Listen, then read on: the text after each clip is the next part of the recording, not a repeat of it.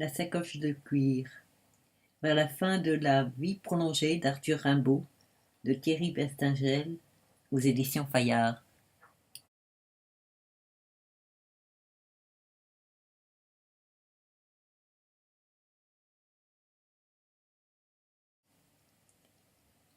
La sacoche en cuir, son seul bagage, était généralement posée sur une table étroite, installée dans la cour avant son arrivée et qui servait à soutenir un chiffon et un morceau de savon à côté de la fontaine. Il avait demandé à le récupérer, et la logeuse avait accepté, presque de mauvaise grâce. Dans les jours qui suivirent, il avait adjoint une chaise vétuste, au canage crevé, qu'il avait comblée à l'aide d'une planchette. Paul Léotot, plus tard, en posséderait une aussi miteuse.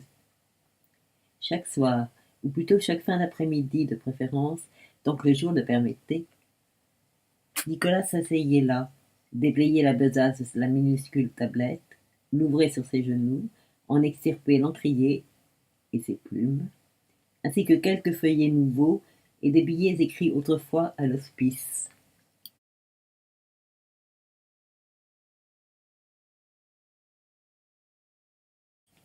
Ensuite, il reposait la gibecière au pied de ses béquilles, et le rituel de la veille reprenait.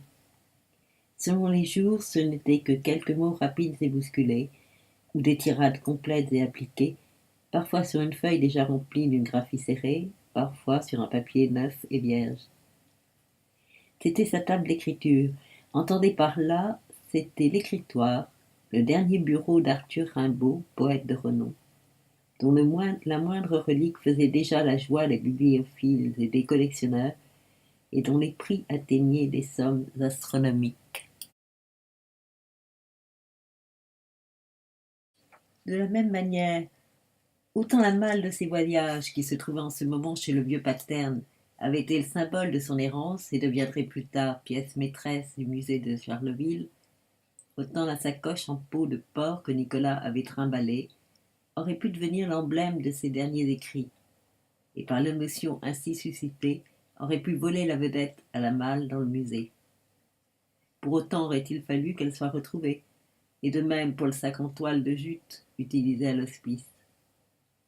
En effet, au moment de quitter l'établissement, il n'avait transvasé dans la sacoche de cuir que peu de choses contenues dans le sac en toile de jute. Les papiers avaient bondi une dernière fois, mus par le ressort des boules froissées.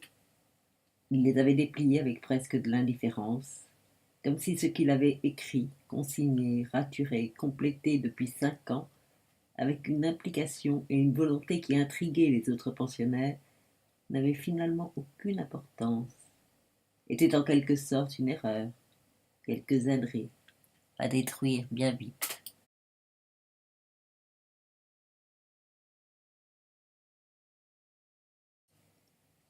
De ce fait, il avait brûlé dans un coin du parc le sac de toile et la plupart des papiers qu'il contenait. On tenait cette information par la veuve du vaguemestre, qui, déjà atteinte par une folie céline, au moment où un journaliste passionné de Rimbaud l'avait interrogé dans les années 60, n'avait eu de cesse que de contredire cette information.